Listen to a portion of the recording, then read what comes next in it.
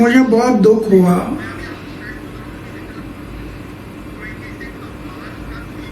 कि अरविंद केजरीवाल जैसे आदमी जो मेरे साथ काम करता था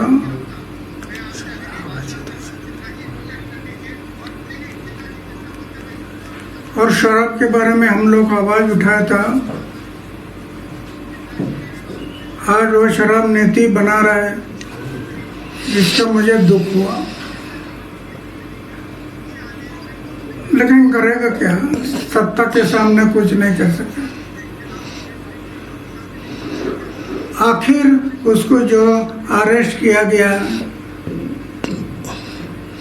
अटक हुआ,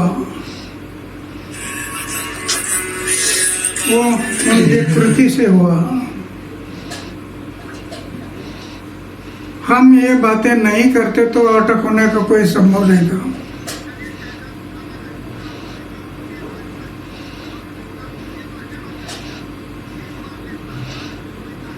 तो जो अटक हुआ है, अभी कानून के तौर पर जो होगा वो होगा, वो सरकार देखेगी। वो अभी इंडिया गठबंधन के एक बड़े लीडर अरविंद केजरीवाल को डिटेन किया गया है। पहले ईडी ने पूछताछ के लिए बुलाया, उसके बाद उनको गिरफ्तार कर लिया गया 6 दिन के रिमांड पर। अब आपका इंडिया गठबंधन के सबसे बड़े घटक होने के नाते आप लोग का क्या स्टैंड है?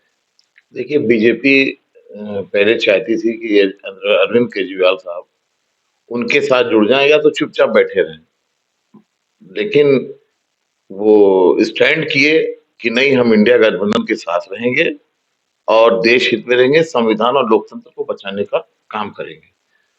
उन्होंने फैसला लिया इंडिया गठबंधन के साथ, जिसका खामियाजा ईडी के लिए भुगतना पड़ा। ईडी के मामले में तमाम ऐसे लोगों को ईडी बंद कर रही है जो लोग इनके साथ नहीं जा रहे हैं। तमाम ऐसे सांसद हैं, तमाम बड़े ऐसे बड़े नेता हैं जिनके ऊपर भ्रष्टाचार का बड़ा बड़ा आरोप बीजेपी ने लगाया और ईडी के मामले भी चल रहे हैं। और वो बीजेपी के साथ गए तो मोदी जी की वॉशिंग मशीन में धुल के साफ हो गए।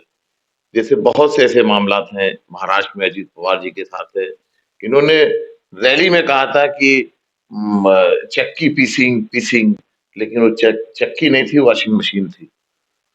तो अरविंद केजरीवाल जी डरने वाले में से नहीं है, और इंडिया गठबंधन के जो भी घटक दल हैं वो डरने वाले नहीं है।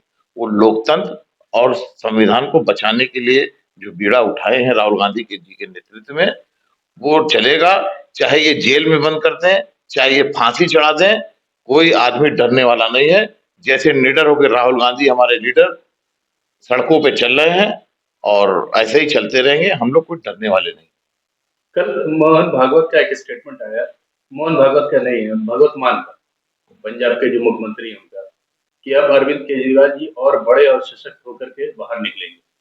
तो क्या उनका इशारा इस तरफ था कि इंडिया गठबंधन अगर सत्ता में आती है तो प्रधानमंत्री पद के एक उम्मीदवार होंगे वो? नहीं, देखिए, प्रधानमंत्री अलग चीज है और यहाँ पे जो मामला चल रहे हैं वो अलग है। तो प्रधानमंत्री तो इंडिया गठबंधन का ही होगा, ये तो 100% श्योर है। और 2024 में जिस तरीके से दुरुपयोग हो रहा है एजेंसियों का, यही दुरुपयोग इनको खामियाजा भुगतना पड़ेगा मोदी सरकार को, क्योंकि किसी भी चीज की एक हद होती है, इन्होंने हद भी पार कर दी। कितना उत्पीड़न करेंगे किसी का? तो जो भी वो चीजें होगी सामने होंगी और 2024 में ये सारे आपको रिजल्ट सामने आ जाएंगे कि मोदी जी ने जितना भी लोगों के साथ दमन किया है वो दमन अब चलेगा नहीं, खत्म हो जाएगा, क्योंकि जनता सब जान चुकी है। गठबंधन की अगर बात करें तो पंजाब में आपका आपसे गठबंधन नहीं हो रहा है जी, आप क्या कहना चाहेंगे? देखिए, वहां पे पार्टियां अलग अलग लड़ तो जरूर रही हैं, लेकिन दोनों सेकुलर पार्टी। तो ये तो वहां की जनता तय करेगी किसको हम सांसद बनावे, किसको नेता बनावे, किसको नहीं बनावे। तो ये तो पंजाब और स्टेट का अलग, हर स्टेट का अलग अलग मैटर होता है, मामलात होते हैं, तो इसका फैसला लिया जा सकता है। तमाम ऐसी बीजेपी के साथ है। अब पशुपति नाथ जी जो है रामविलास पासवान जी के भाई चिराग पासवान से, उनको दोनों को अलग कर दिया गया। तो आज देखिए वो दोनों अलग लड़ने के तैयार है। तो ये सारी चीजें होती रहती है हर स्टेट में। उत्तर प्रदेश के परिप्रेक्ष्य में अगर हम बात करें तो ये जो इंडिया गठबंधन के लीडर को डिटेन किया गया है, कितना असर पड़ेगा उत्तर प्रदेश की 80 सीटों पर? देखिए, ये तो बात जो जो केजरीवाल जी के समर्थक हैं, जो केजरीवाल जी के मानने वाले लोग हैं, वो बढ़ चुके हैं, ये लगता हमको ऐसा है। क्योंकि जब किसी को आप दमन करते हैं, किसी के साथ अन्याय करते हैं, तो न्याय के लिए जो जो लड़ने वाले लोग हैं, वो वोट में कन्वर्ट हो जाते हैं। हम स्पेशली इंडिया गठबंधन की बात कर रहे हैं उत्तर प्रदेश के अंदर, क्योंकि उत्तर प्रदेश के अंदर आम आदमी पार्टी, कांग्रेस, समाजवादी पार्टी ये घटक है, तो क्या असर हो सकता है? असर ये होगा कि आम आदमी पार्टी क्योंकि गठबंधन में है और आज उसकी 2 स्टेटों में सरकारें हैं, पंजाब में और दिल्ली में। तो इसका असर ये होगा कि जैसे मैंने अभी आपसे कहा पहले कि जो अन्याय की लड़ाई लड़ने वाला हो और जिसके दिमाग में जो भी पब्लिक होगी कि नहीं ये अन्याय हो रहा है, तो ज़ाहिर-सी बात है महागठबंधन को तो फ़ायदा होगा ही होगा। कितनी सीट उम्मीद करते हैं इंडिया गठबंधन यूपी के अंदर लाएगी? भाई हम तो मान के चले कि 50 सीट कम से कम आएगी इंडिया गठबंधन की। गोरखपुर के परिप्रेक्ष्य में अगर बात करें तो रवि किशन को यहाँ से फिर से टिकट दिया गया है और इंडिया गठबंधन ने काजल निषाद को खड़ा किया है। आप गोरखपुर का जो दूसरी अति महत्वपूर्ण सीट है यूपी के अंदर बनारस के बाद, कैसे देखते हैं? भाई इससे पहले क्या सरकार लोकसभा बदली नहीं है। 2018 में पासवान जी परवीन निषाद जी चुनाव लड़े थे समाजवादी पार्टी से और जो तिलिस्म कहते थे लोग कि यहाँ का तिलिस्म टूटेगा नहीं, टूटा और चुनाव भी जीते अच्छे वोटों से। वो बाई इलेक्शन था। बाई इलेक्शन जो कि लोग कहते हैं कि बाई इलेक्शन सरकार का चुनाव होता है, लेकिन सरकार के ही चुनाव में वो चुनाव जीते। तो हमारा ये कहने का काजल निषाद जी जब से हमने देख रहे हैं 3 चुनाव होता जा रहा है इनका, वो लोग कहते थे वो बॉम्बे चली जाएंगी, वो अभिनेत्री हैं, लेकिन वो जब से मैं देख रहा हूँ 5 साल 7 साल हो गया, वो गोरखपुर छोड़ के गई ही नहीं, जनता के बीच रही है और जनता की समस्याओं को सुनती रही। इसका मतलब कि जनता की ही है वो, जनता की ही लीडर है। तो रवि किशन जी तो चुनाव जीत के आए और लोगों से मिले ही नहीं आज तक। मैं कल बैठा था एक जगह तो लोग कहने लगे कि रवि किशन जी को तो हमने टीवी पे देखा है और वोट तो दे दिया था, लेकिन इस बार वोट नहीं देंगे, इस बार काजल जी को देंगे क्योंकि काजल जी लोगों के घर घर पहुंच रही है और 5 साल से मैं उनको देख रहा हूँ, 6 साल से मैं उनको देख रहा हूँ। तो अब जनता बेवकूफ नहीं है, जनता वो चाहती है कि हमारे बीच में जो नेता आएगा हम उसको वोट देंगे। आखिरी में चलते चलते इंडिया गठबंधन का प्रधानमंत्री पद का उम्मीदवार कौन?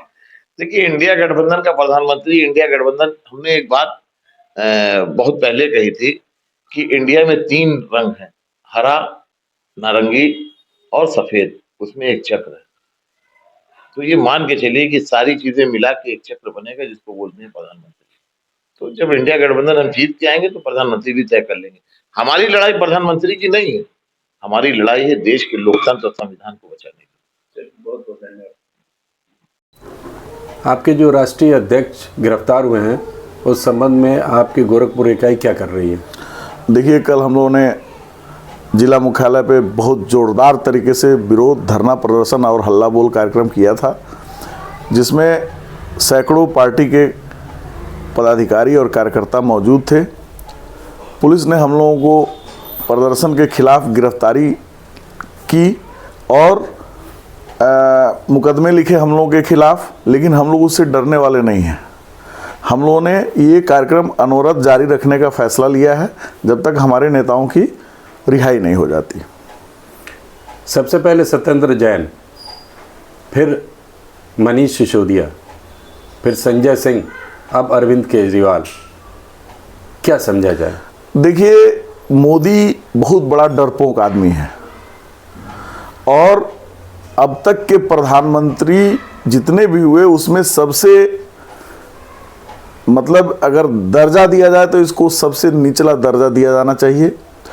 इसने सबको दबा लिया, लेकिन जब आम आदमी पार्टी की बारी आई तो आम आदमी पार्टी ने गुजरात में 5 विधायक जिताए और वहाँ के वोटरों ने इतना वोट दिया कि हमारी पार्टी राष्ट्रीय पार्टी बन गई सबसे कम समय में। ये चीज़ इसको खल गया। दिल्ली में डोर टू डोर इन लोगों ने प्रचार किया, लेकिन केजरीवाल जी को हिला नहीं पाए। पंजाब में सरकार बन गई, हमारी उपस्थिति हरियाणा में, गोवा में, लगभग सब पूरे देश में धीरे धीरे जो आम आदमी पार्टी का है, जनता के प्रति विश्वास बढ़ता जा रहा है और जनता में पार्टी लोकप्रिय होती जा रही है। इससे घबरा करके नरेंद्र मोदी ने कुचक्र रचा एक कि आम आदमी पार्टी को कैसे तोड़ दिया जाए।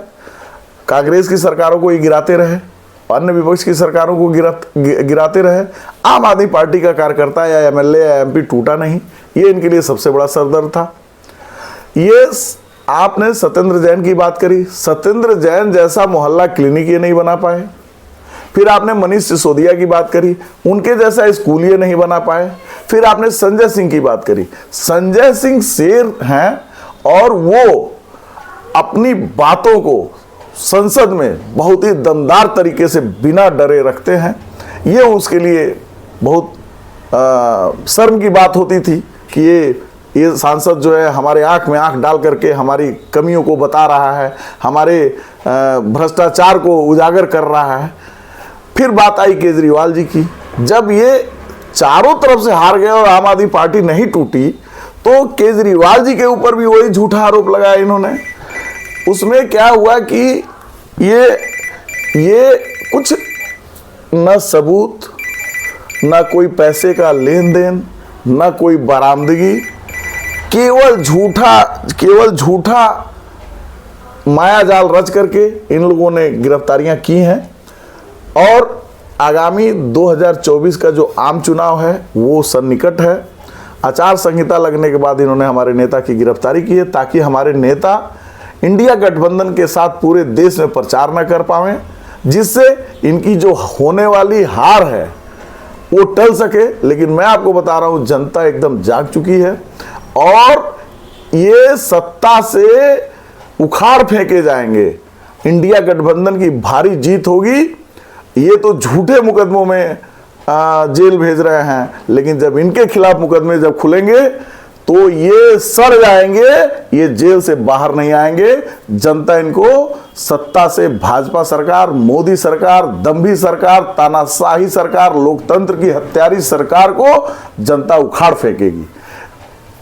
आचार संहिता से पहले ही 8 सम्मन इनको इशू हो चुका था, लेकिन ये टर्न अप नहीं हो रहे थे। अंततः फिर ये गए हैं और वहाँ गिरफ्तारी हुई है। देखिए, जो सम्मन की बात है, सम्मन आप दे रहे हैं, हम राष्ट्रीय पार्टी के वो संयोजक हैं, एक सूबे के मुख्यमंत्री हैं, वो पार्टी का बागडोर उनके हाथ में है, सामने चुनाव है। कौन सी ऐसी बात थी कि आप उनको गिरफ्तार कर रहे थे या वो देश से छोड़ के भाग रहे थे, जैसे गुजराती भागे हैं देश छोड़ करके पैसा कमा करके। इंडिया गठबंधन का भविष्य क्या है? इंडिया गठबंधन बहुमत से जीत रही है और सत्ता में आ रही है। आपके एक वरिष्ठ नेता मोहन भागवत का यह कहना है कि अब अरविंद केजरीवाल और मजबूत होकर के निकलेंगे और बड़े नेता बन के निकलेंगे। तो क्या ये इस तरफ इशारा है कि प्रधानमंत्री पद के उम्मीदवार बनेंगे? देखिए, ये तो जनता के हाथ में है। जनता जो चाहती है वो करती है। जनता अगर हमारे पार्टी के कार्य से खुश होगी, हमारे नेताओं के कार्य से खुश होगी, तो जैसे दिल्ली में कई बार सत्ता में लाई, पंजाब में सत्ता में आई, वैसे हम लोग राष्ट्रीय स्तर पे धीरे धीरे जब राष्ट्रीय पार्टी बन गए तो जनता का विश्वास बढ़ता जा रहा है। कौन नहीं चाहता है कि एक ईमानदार नेता देश का प्रधानमंत्री बने, पढ़ा लिखा आदमी देश का प्रधानमंत्री बने, जनता की भावनाओं को समझने वाला आदमी प्रधानमंत्री बने। अनपढ़ तो कम से कम हटेगा इस देश से, तानाशाह तो हटेगा इस देश से। ये न किसान के हैं, न व्यापारियों के हैं, न ये कर्मचारियों के हैं, न ये युवाओं के हैं। ये काम तो केवल पूंजीपतियों के दलाल के रूप में काम कर रहे हैं इस देश में। इसलिए इनका हटना जरूरी है और आने वाले समय में हमारे गठबंधन की सरकार बनेगी और प्रधानमंत्री पद के दावेदार भी हमारे नेता हो सकते हैं। बहुत बहुत धन्यवाद। मैं एक जाते जाते आप लोगों से एक बात कहना चाहूँगा। देखिए, नेशनल मीडिया एकदम बिक चुकी है। नेशनल मीडिया आम आदमी पार्टी की खबरों को न छापे, इसके लिए बहुत ज़्यादा वो क्या बोलते हैं, बहुत ज़्यादा प्रेशर बनाया गया है। आप जैसे सच्चे और निष्ठावान कार्यकर्ता, पदाधिकारी, आप जैसे मीडिया वाले लोग जो सोशल मीडिया पे अपनी ग्राउंड जीरो से सही रिपोर्टिंग करते हैं, कराते हैं, और जनता इन आप लोगों की बातों पे विश्वास करती है। अब यही लोकतंत्र को बचाने का एक उचित माध्यम रह गया है। मैं आप लोगों के हिम्मत को, आप लोगों के जज्बे को सलाम करता हूं, क्योंकि आप लोग मोदी के गोदी मीडिया के रूप में नहीं जाने जाते हैं, आप लोग जनता की आवाज जाने जाते हैं और ईमानदारी से अपनी खबरों को रखते हैं। आप लोगों को मैं सलूट करता हूं।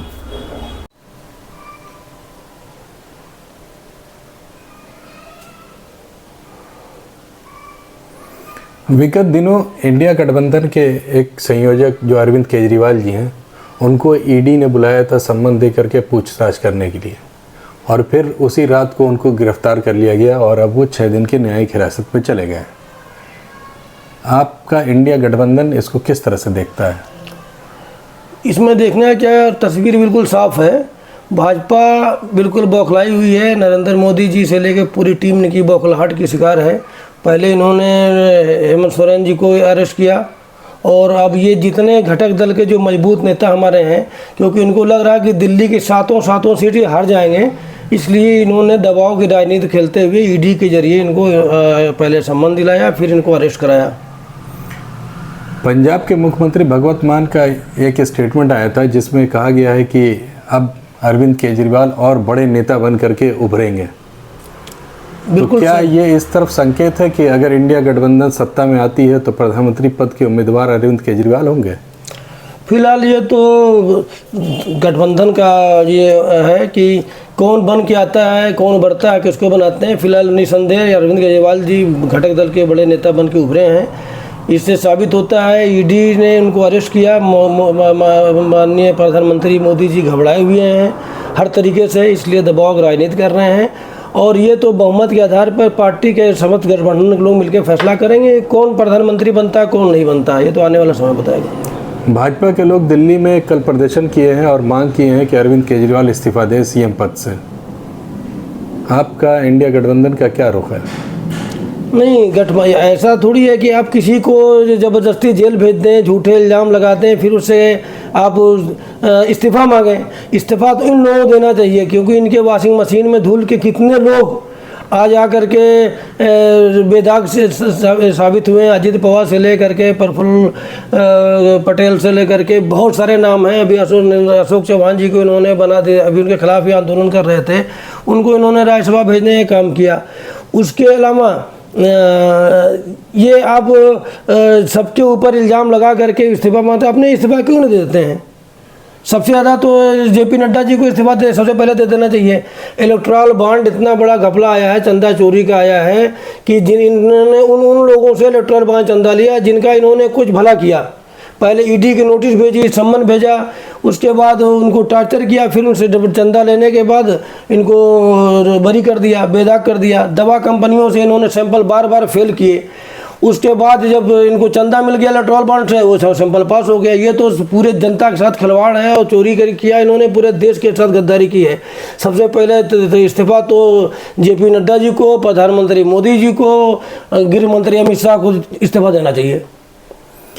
कल भूपेंद्र चौधरी जी ने मुरादाबाद में कहा है, नॉमिनेशन जब करवा रहे थे तो उन्होंने कहा है कि यूपी में 80 की 80 सीट हमारी होगी, यानी बीजेपी जीतेगी। आप इसको किस तरह से देखते हैं?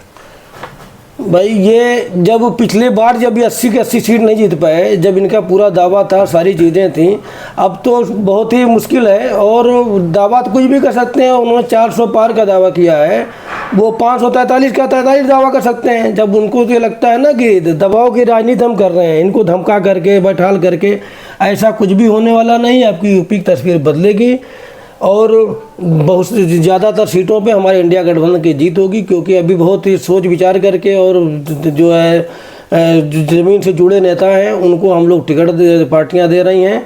और उम्मीद है कि इंडिया गठबंधन की 30 से 35 सीटें आएंगी यूपी से। कांग्रेस की 2 हाई प्रोफाइल सीटें हैं, अमेठी और रायबरेली, वहाँ से कौन उम्मीदवार हो सकता है संभावित उम्मीदवार के लिए तो मैं उसके बारे में बहुत ज़्यादा नहीं कह सकता हूँ, मगर पार्टी जल्दी बढ़िया निर्णय लेगी और अच्छे प्रत्याशी को उतारेगी जो भारी बहुमत से जीत दर्ज कर सके। गोरखपुर की अगर बात करें तो गोरखपुर में सांसद जो रहे हैं रवि किशन, उनके खिलाफ आपने इंडिया गठबंधन ने काजल निषाद को उतारा है। आप इस चुनाव को कैसे देखते हैं? काजल निषाद जी बहुत ही मजबूत कैंडिडेट हैं और ज़मीन से जुड़ी हुई हैं। अभी उन्होंने कैंपेयरगंज चुनाव लड़ा था तो बहुत कम वोटों से हारी थी वो भी गोरखपुर लोकसभा में आता है। तो निश्चित ही अब की कैंपेयरगंज की जनता उनके साथ रहेगी। दूसरी बात, गोरखपुर से मेयर का चुनाव लड़ा उन्होंने महानगर गोरखपुर से, और उनको बेईमानी के जरिए छल पूर्वक कपट पूर्वक उनको हराया गया है। जनता उनके साथ जुड़ी हुई है और हर वर्ग के लोगों के साथ हैं। अब की निश्चित ही काजल निषाद जी विजय होंगी और संसद में जाएंगी। आप कुछ शहर की जनता के लिए कुछ संदेश देना चाहेंगे? शहर की जनता के लिए और पूरे प्रदेश के लिए जनता के लिए ये संदेश है, क्योंकि ये आपका न्यूज़ चैनल पूरे देश में देखा जाता है। फिलहाल अपने प्रदेश की जनता को ये संदेश देना चाहते हैं कि इन कपटी, दुराचारी और भ्रष्टाचारी लोगों से छुटकारा लें और कांग्रेस पार्टी गठबंधन, इंडिया गठबंधन के प्रत्याशियों को हर जगह ओढ़ दें, ताकि एक जो है बढ़िया सरकार का गठन हो सके, बेरोजगारी दूर हो सके, महंगाई दूर हो सके और देश में खुशहाली आ सके। बहुत बहुत शुक्रिया।